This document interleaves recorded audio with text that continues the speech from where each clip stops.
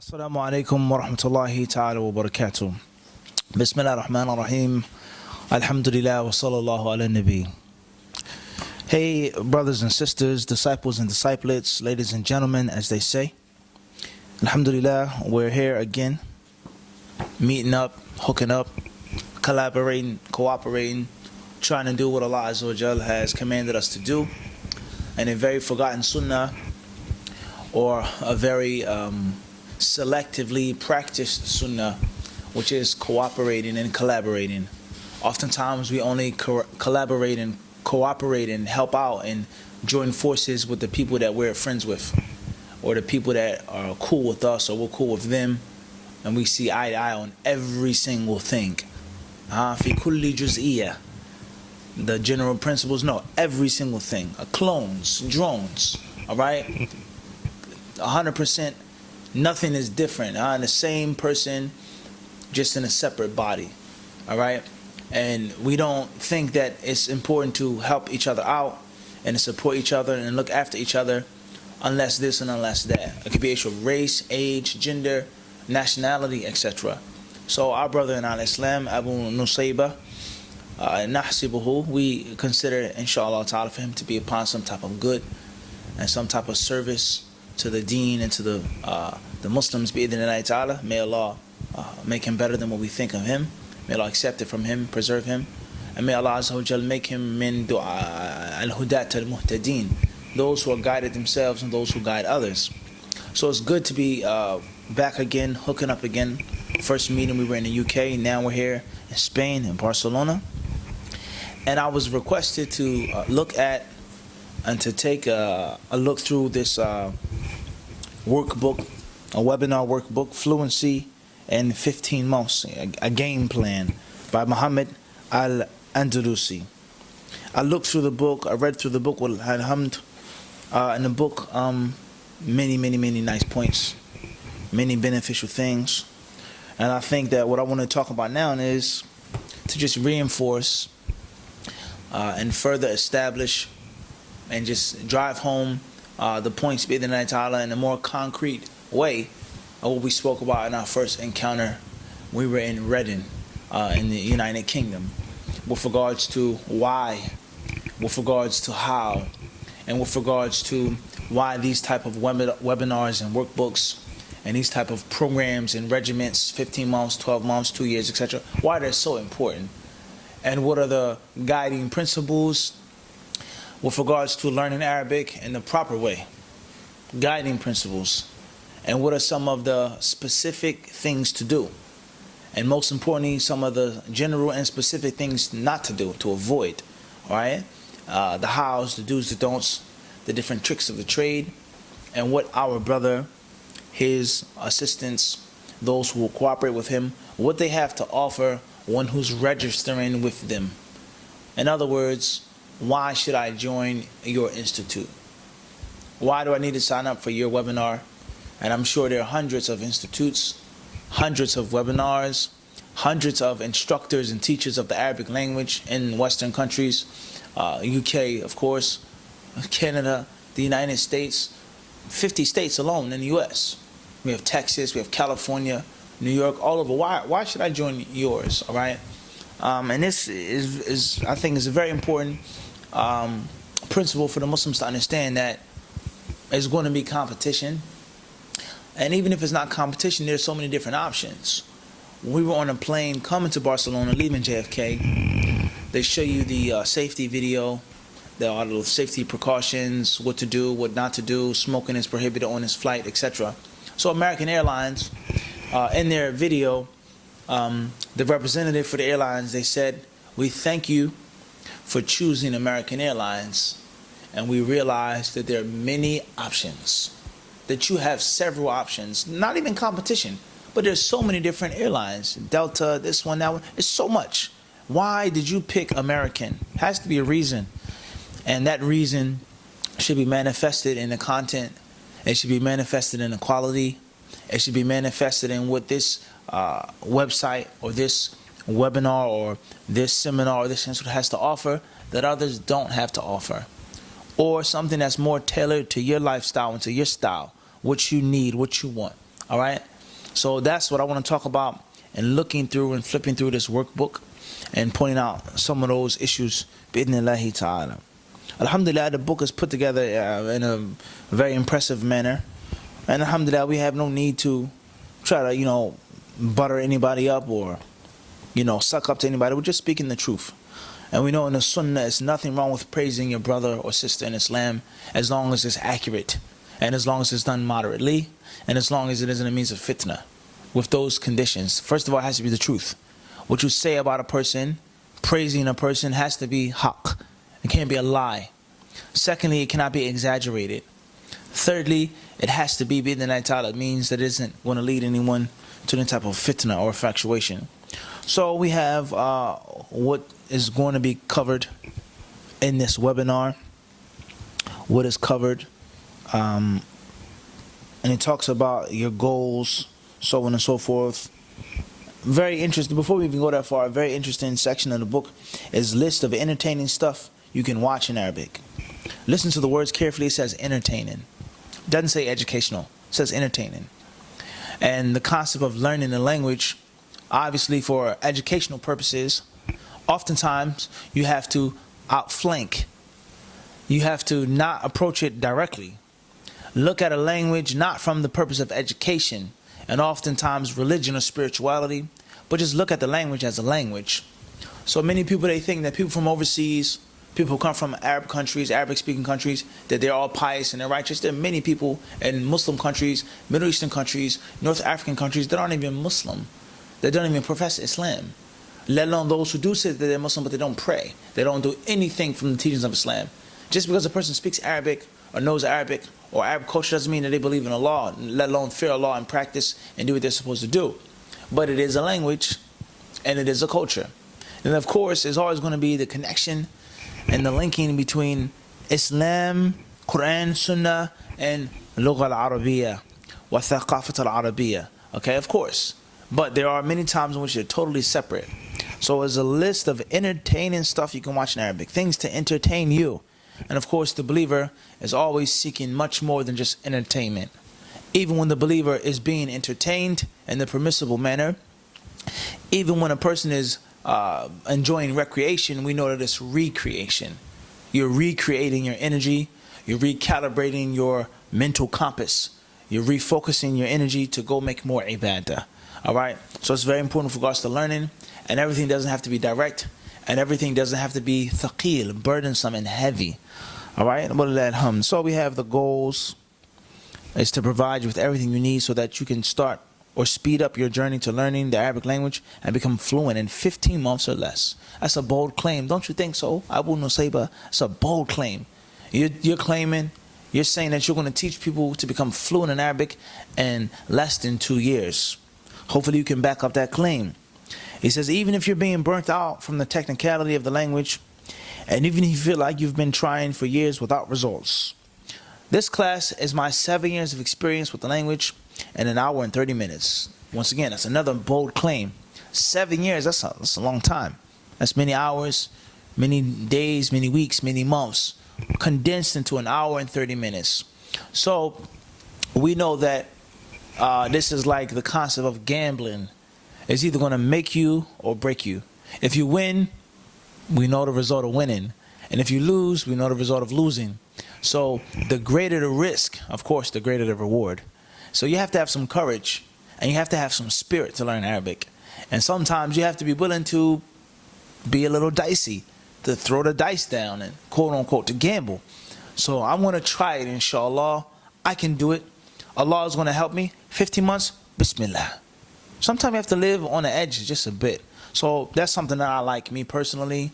And any class or workshop or institute that's too dry and too boring and there's no risk and there's no type of gambling involved, if I was going to sign up for the institute, it wouldn't catch my eye. It wouldn't catch my eye because everyone is saying learn Arabic. Everyone is saying we'll teach you this classical traditional text. That's everybody's claim. But who can say that 15 months you'll have it? So if I was walking down the street or surfing the internet, if I was being a YouTuber or whatever the case, man, I came across that description, it would definitely catch my eye, and I would click on the link just because of the boldness of the claim.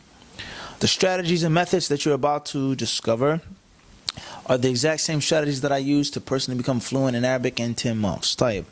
Then we have who is Muhammad al-Andalusi and what is Andalus Institute. So we have, here's what we're going to cover. The biggest mistake non-native Arabs are making when starting to learn Arabic. So he starts off with what he's not going to cover. He starts off with avoiding mistakes. And this is a well-known style in Islam and in the Arabic language. The Messenger of Allah ﷺ was asked what a muhrim is to wear. And the Prophet ﷺ never answered what the muhrim is to wear, but he answered what the muhrim is not to wear. He never said what the muhrim should or can wear, but he told the muhrim what not to wear. So هذا أسلوب نبوي. Alright, mashallah. So we have a 1.75% concept that made me and random Westerners learn Arabic in less than a year. What is that? 1.7. What is this? What is this? Yani, how much vocabulary you need to memorize to become fluent in Arabic in 15 months? When should you dive into grammar? Meaning that there's a time to dive into grammar and a time in which you're not to dive into grammar. Where to get all the resources to get started from today. In other words, there's no better time than the present. Procrastination and talabul ilm is like water and oil. Rather, it's not just water and oil, but it's like a wolf and a deer. They are never ever to coexist. And whenever there's a wolf near a deer, there's going to be bloodshed. It's ruinous. Procrastinating, I want to do it tomorrow, next week, next month, inshallah, inshallah, inshallah. You can't do that as a student of knowledge. You have to take the initiative. خُذِ الْكِتَابَ بِقُوَّةٍ. Take the scripture vigorously, strongly. You can't wait, you can't hesitate too much.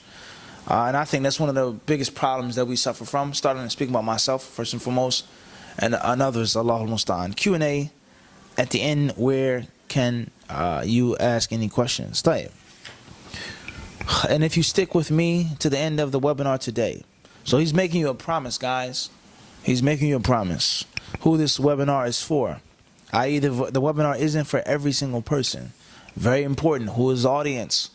What do you want out of it? And many times people say, oh, this person tricked me, or this person deceived me, or they misled me, or this person, they fooled me, or whatever. No, you fooled yourself, and you tricked yourself, and you played your own self because you didn't know what you were getting into. You thought it was this, but the person never claimed to be like that. So you have to know what you're getting yourself into, huh? My approach to learning and teaching the Arabic language is way different than anyone else out there. That's again another claim. Hopefully he can back this up, inshallah. Most of the teachers teach Arabic the wrong way. Allahu Akbar. It's a bold claim.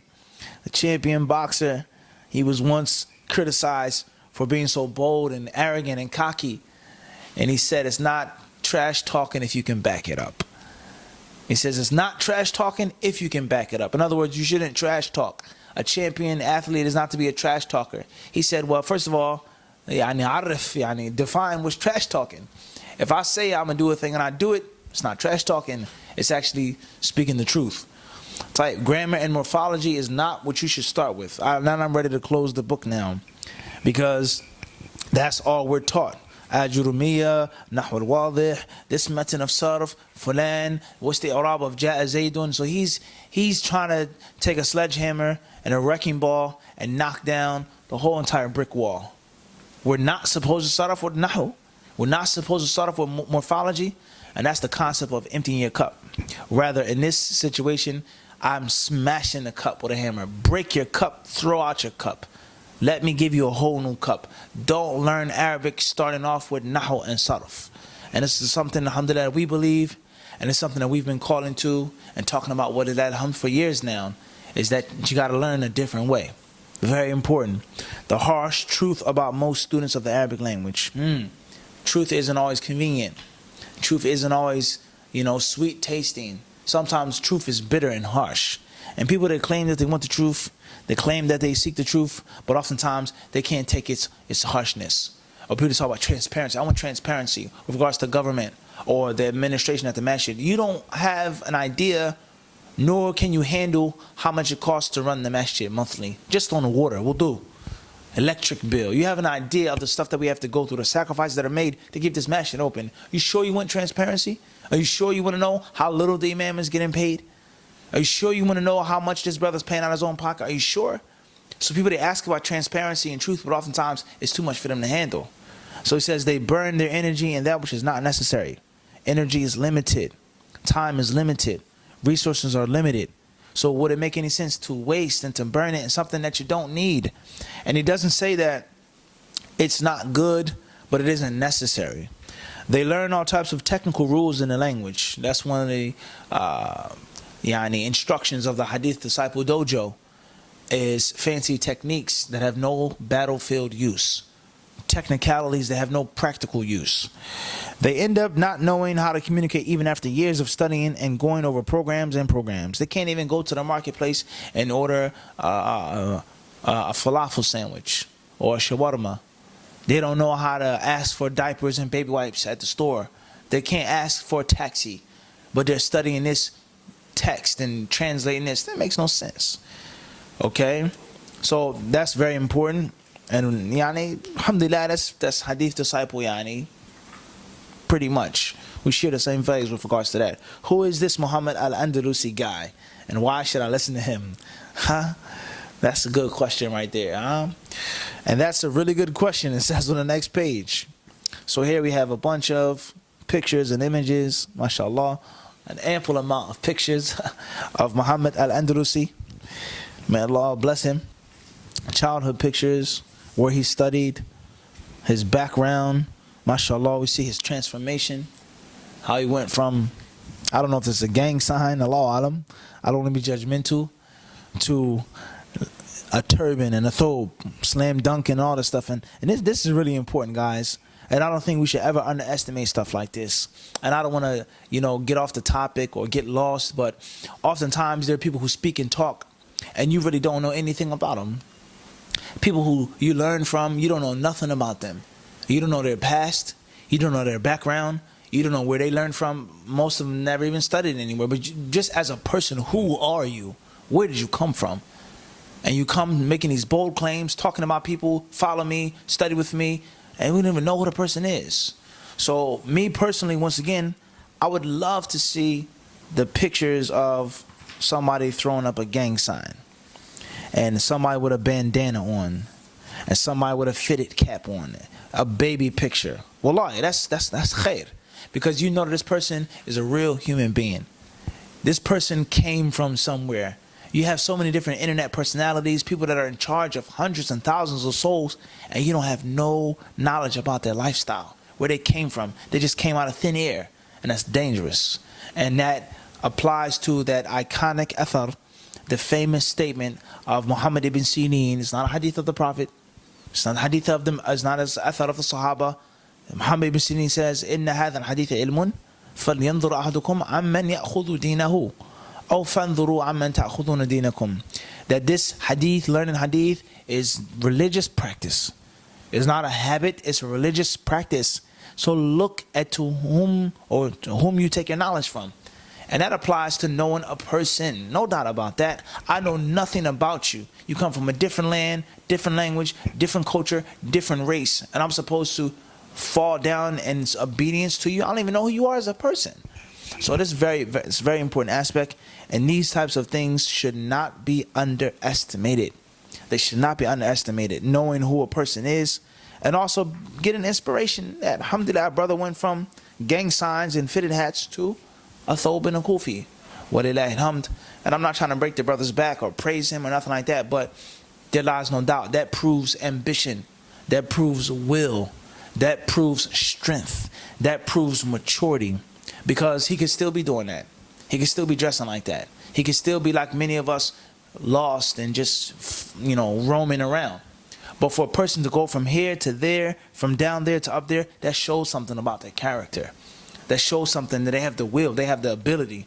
And that is one of the ingredients of a good teacher. It's someone who has a strong will, and Allah knows best. Tayyib, so it talks about some of his life, the momentum, Ajurumiyya. Then we have certificate of appreciation, some radio programs here, some things that he was involved with. Alhamdulillah, Azhar University, I didn't have a high school diploma. That's important as well. Knowing where the knowledge comes from and where a person studied the Arabic language. And of course, I don't want to say it again, most of us, yani, we live in a time which we don't even look at Arabic as being important anymore. Or one who's a talibul ilm, supposedly, or the speaker, he doesn't even speak proper Arabic. How can you understand the kalam of Allah and the kalam of His Messenger? How can you understand the fahm of the Salaf and your Arabic is at best mediocre, if not poor? That's something seriously wrong. All right, so we have some different reviews, people here, etc. Let's move forward. I'm going to spend a lot of time on this. Okay, it says, that goes completely against the natural way of learning language. When you want to learn a language, you need to consider yourself as a baby. Wallahi, those are the exact words that we said before.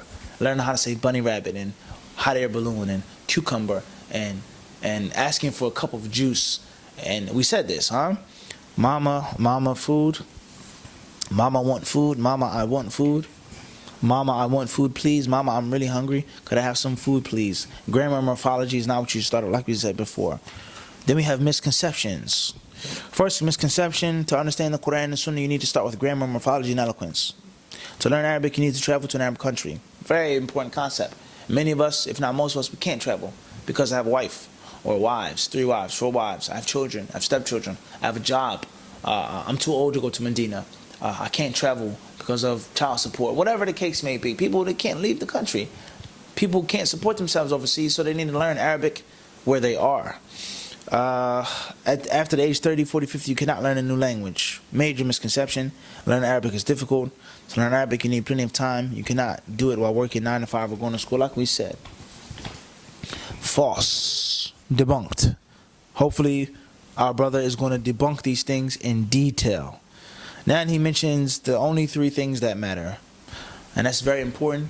Many of us, we bring problems, but we don't bring the solution. Or we bring shubuhat, doubts, but we don't refute them properly.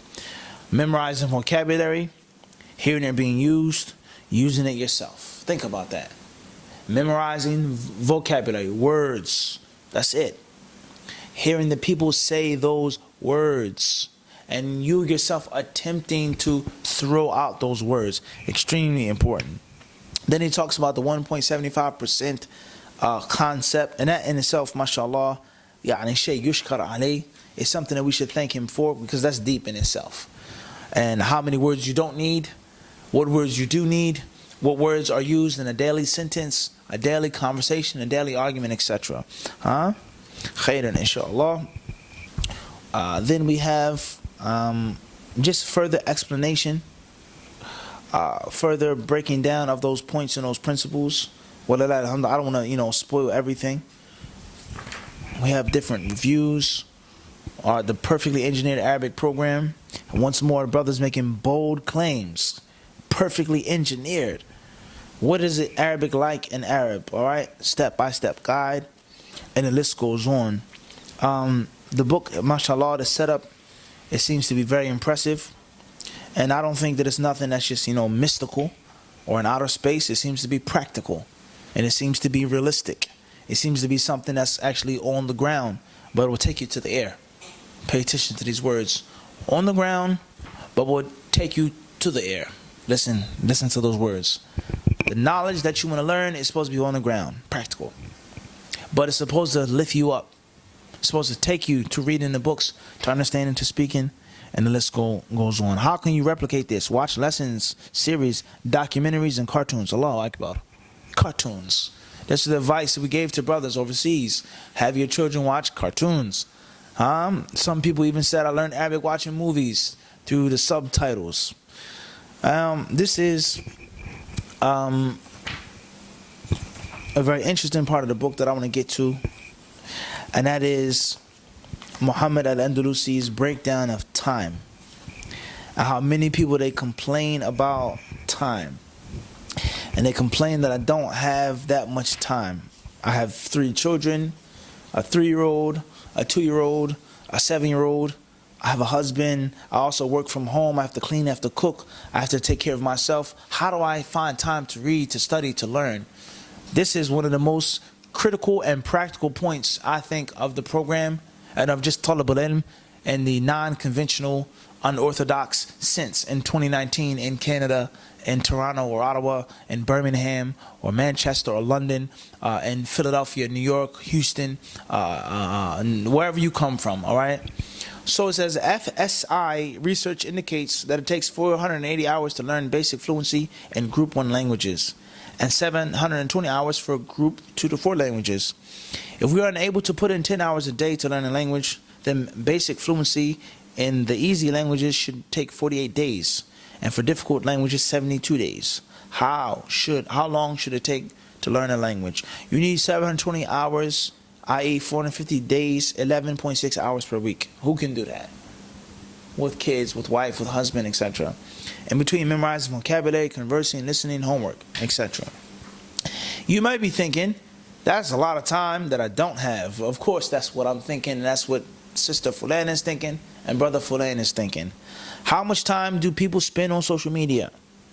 As of 2018, the average daily social media usage of internet users worldwide amounted to 136 minutes per day, up to 135 minutes in the previous year. It's a long time. In a week, there's 168 hours. If you sleep 8 hours a day, you have 112 hours left. If you spend 2 hours a day on social media, you have 98 hours left. If you work 8 hours, 7 days a week, you have 42 hours left. If you spend 3 hours per day eating, you have 21 hours left. So how come you don't have time? Like we said, why don't you have time? And that's the advice that we gave to some of the disciples of Hadith in London with regards to appreciating time and looking at time with regards to fine timepieces, a pocket watch, or a fine Swiss-made or Swiss movement watch. The time is so valuable that people put such a great emphasis on preserving it and accurately documenting it. Not to go off the topic too much, but with regards to the different steps and the leaps that man has made with regards to traveling the earth and exploration. And I think it's very important to read about nautical exploration and traveling by sea.